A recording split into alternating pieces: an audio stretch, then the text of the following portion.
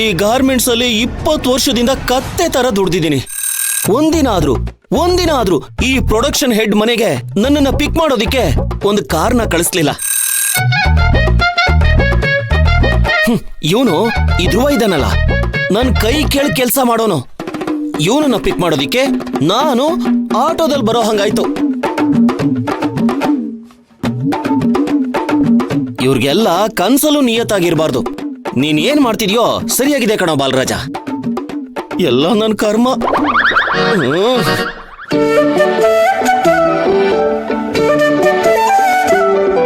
ನಮಸ್ಕಾರನಮ್ಮ. ಓಹ್ ನಮಸ್ಕಾರಮ್ಮ ತಾಯಿ, ನಮಸ್ಕಾರ. ತುಳಸಿ, ನಾವು ನಿಶ್ಚಿತಾರ್ಥಕ್ಕೆ ಯಾರನ್ನೂ ಕರೆದಿಲ್ಲ ಅಲ್ವಾ ಗಾರ್ಮೆಂಟ್ಸ್ ಇಂದ? ಇಲ್ಲ ಅತ್ತೆ, ಯಾರನ್ನೂ ಕರೀಲಿಲ್ಲ. ಮತ್ತೆ ಈ ಬಾಲರಾಜು ಆನಂದ್ ಜಯಂತಿ ಮದ್ವೆಗೆ ಹೋಗೋದ್ ಬಿಟ್ಟು ಇಲ್ಲಿಗೆ ಯಾಕೆ ಬಂದಿದ್ದಾನೆ? ಓ, ಮದುಮಕ್ಕಳಿಗೆ ಹಾರ್ದಿಕ ಶುಭಾಶಯಗಳು.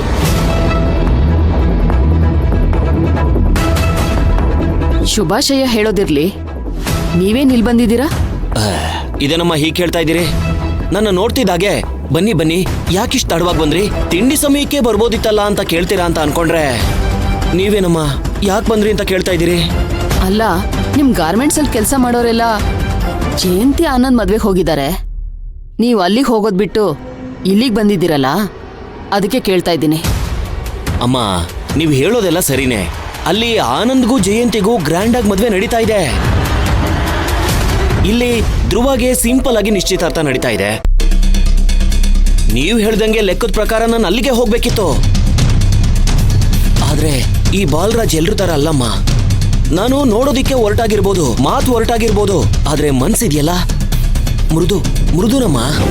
ನಾನ್ ಕೇಳಿದಕ್ಕೆ ಉತ್ತರ ಸಿಗ್ಲಿಲ್ಲ. ಅದೇ ವಿಷಯಕ್ಕೆ ಬರ್ತಾ ಇದ್ದೀನಿ. ಆ ಕಡೆ ಆನಂದ, ಈ ಕಡೆ ಧ್ರುವ ಅಂತ ನೋಡಿದಾಗ ನನಗೆ ಧ್ರುವನೇ ಮುಖ್ಯ ಅನಿಸ್ತು. ಅದಕ್ಕೆ ಗಾರ್ಮೆಂಟ್ಸ್ ಅಲ್ಲಿ ಇರೋರೆಲ್ಲ ಅಲ್ಲಿಗೆ ಹೋದ್ರು, ನಾನ್ ಇಲ್ಲಿಗೆ ಬಂದೆ. ಯಾಕೆ ಹೇಳಿ? ನನ್ ಧ್ರುವ ಅಂದ್ರೆ ಪ್ರಾಣ, ನನ್ ಜೀವ. ಧ್ರುವನ್ನ ಬಿಟ್ಕೊಡೋದಿಕ್ ಸಾಧ್ಯನೇ ಇಲ್ಲ. ಅದಕ್ಕೆ ನೀವು ಕರೀದೇ ಇದ್ರು ನಾನಾಗೆ ಬಂದಿದ್ದೀನಿ ನೋಡಿ. ಏನಮ್ಮ ಇಷ್ಟೆಲ್ಲ ಹೇಳ್ತಾ ಇದ್ದೀನಿ, ಇಷ್ಟಾದ್ರೂ ನೀವು ಬನ್ನಿ. ನೀವು ಬಂದಿದ್ದು ನಮಗ್ ತುಂಬಾ ಸಂತೋಷ ಆಯ್ತು. ಕೊನೆವರೆಗೂ ಇದ್ದು ಹೊಟ್ಟೆ ತುಂಬಾ ಊಟ ಮಾಡ್ಕೊಂಡು ಮದುಮಕ್ಕಳಿಗೆ ಆಶೀರ್ವಾದ ಮಾಡಿ ಹೋಗಿ ಅಂತ ಹೇಳ್ತಾ ಇಲ್ವಲ್ಲಮ್ಮ. ಬಾಯಿ ಮಾತ್ಕಾದ್ರೂ ಹೇಳಿಮ್ಮ. ಸರ್, ನೀವೇನು ತಪ್ಪಾಗಿ ತಿಳ್ಕೊಬೇಡಿ. ನನ್ನ ತಂಗಿ ಏನು ಟೆನ್ಷನ್ ಇದ್ದಾಳೆ, ಅದಕ್ಕೆ ಏನು ಮಾತಾಡ್ತಾ ಇಲ್ಲ. ಹುಡುಗಿ ತಂದೆಯಾಗಿ ನಾನೇ ಹೇಳ್ತಾ ಇದ್ದೀನಿ, ಈ ಫಂಕ್ಷನ್ ಮುಗಿಯೋವರೆಗೂ ಇಲ್ಲೇ ಇದ್ದು ಊಟ ಮಾಡಿ ಹುಡುಗಿಗೆ ಆಶೀರ್ವಾದ ಮಾಡಿ ಹೋಗ್ಬೇಕು ಸರ್. ನೀವು ಹೇಳ್ದೆ ಇರ್ಲಿ, ನಾನು ಇಲ್ಲೇ ಇದ್ದು ಕೊನೆವರೆಗೂ ಇದ್ದು ಹೊಟ್ಟೆ ತುಂಬಾ ಊಟ ಮಾಡ್ಕೊಂಡೇ ಹೋಗೋದು, ಸರಿನಾ?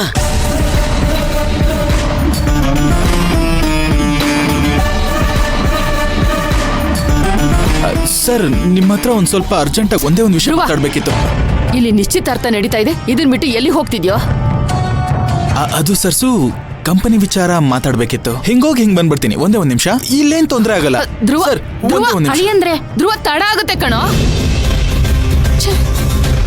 ಹೇಳಿದ ಮಾತೆ ಕೇಳಲ್ಲ. ಇವನ್ ಬೇರೆ ಬಂದ ಕರ್ಕೊಂಡು ಹೋಗೋದಕ್ಕೆ. ಬಾಪ,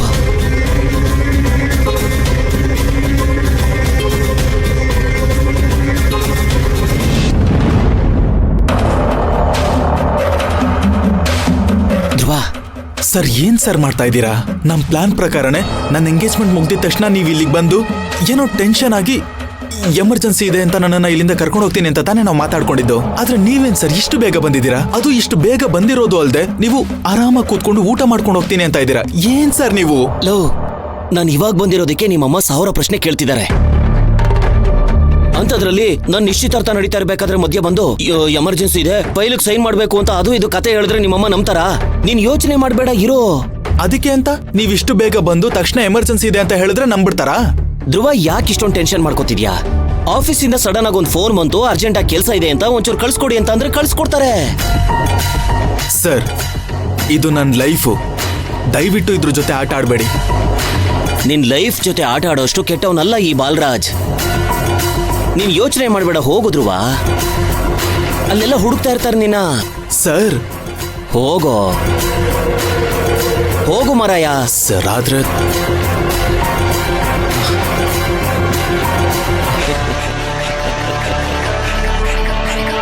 ಲೇ ಬೇಕುಫಾ, ನಿನ್ನನ್ನು ಇಲ್ಲಿಂದ ಕರ್ಕೊಂಡು ಹೋಗೋದಿಕ್ ಬಂದಿದ್ದೀನಿ ಅನ್ಕೊಂಡ್ಯೇನೋ?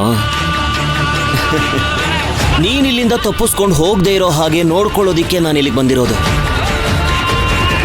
ಈ ಹದ್ದಿನ ಕಣ್ಣಿಂದ ಇಲ್ಲಿಂದ ಅದು ಹೇಗೆ ತಪ್ಪಿಸ್ಕೊಂಡು ಹೋಗ್ತೀಯಾ ಅಂತ ನಾನು ನೋಡ್ತೀನಿ. ಧ್ರುವ ಬಂದೆ. ಓಂ ಗಜಾನನಂ ಭೂತ ಗಣಾದಿಸೇವಿತಂ ಕಪಿಸ್ತಜಂಬೂ ಫಲಸಾರಭಕ್ಷಿತಂ ಉಮಾಸುತಂ ಶೋಕ ವಿನಾಶ ಕಾರಣಂ ನಮಾಮಿ ವಿಘ್ನೇಶ್ವರ ಪಾತ ಪಂಕಜಂ.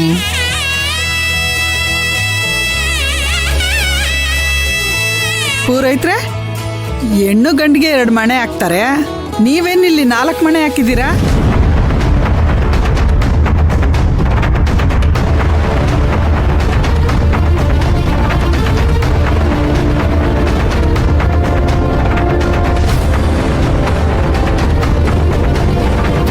ಹಂಗಲ್ಲಮ್ಮ, ಆನಂದನಿಗೆ ಇಷ್ಟು ವರ್ಷ ಮದುವೆ ಫಿಕ್ಸ್ ಆಗಿರಲಿಲ್ಲ. ಈಗ ಮದುವೆ ಫಿಕ್ಸ್ ಆಗಿದೆಯಲ್ಲ, ಆನಂದನ ಜಾತಕನ ಪುರೋಹಿತರಿಗೆ ತೋರಿಸಿದ್ವಿ.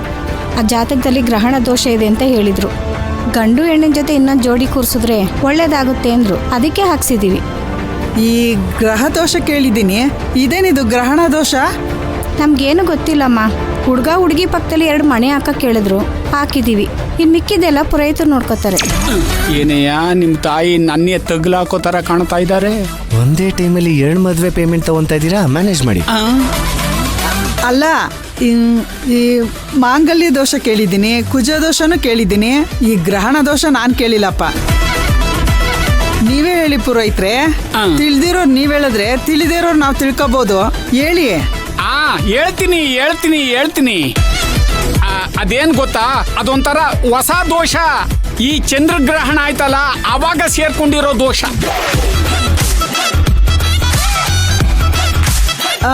ಮೊನ್ನೆ ಚಂದ್ರಗ್ರಹಣ ಆಯ್ತಲ್ಲ, ಅದಾ?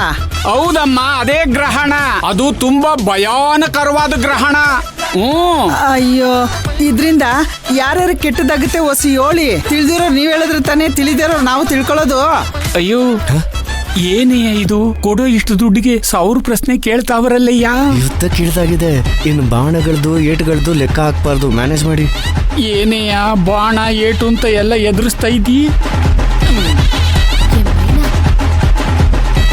ಲೇ ಅಪ್ಪನ ಮಗಳೇ, ಸುಮ್ನೆ ನಿಂತ್ಕೊಂಡ್ರೆ ಸರಿ. ಸುಮ್ನೆ ಪೂರೈತ್ರೆ ನೋಡಿ, ನೀವು ತಿಳಿದಿರೋರು ಹೇಳಿದ್ರೆ ತಾನೇ ತಿಳಿದೇ ಇದ್ದವ್ರು ನಾವು ಅರ್ಥ ಮಾಡ್ಕೊಳ್ಳೋದು. ಅವಾಗ್ಲಿಂದ ಕೇಳ್ತಾ ಇದ್ದೀನಿ, ಹೇಳಿ. ಹೇಳ್ತೀನಿ. ಈಗ ಚಂದ್ರಗ್ರಹಣ ಆಯ್ತಲ್ಲ, ಇದು ಎಷ್ಟೋ 1000 ವರ್ಷಕ್ಕೆ ಬರುವಂತ ಗ್ರಹಣ ಕಣಮ್ಮ. ಗ್ರಹಣ ಏನೋ ಚಂದ್ರನಿಗೆ ಆಗಿದ್ದು,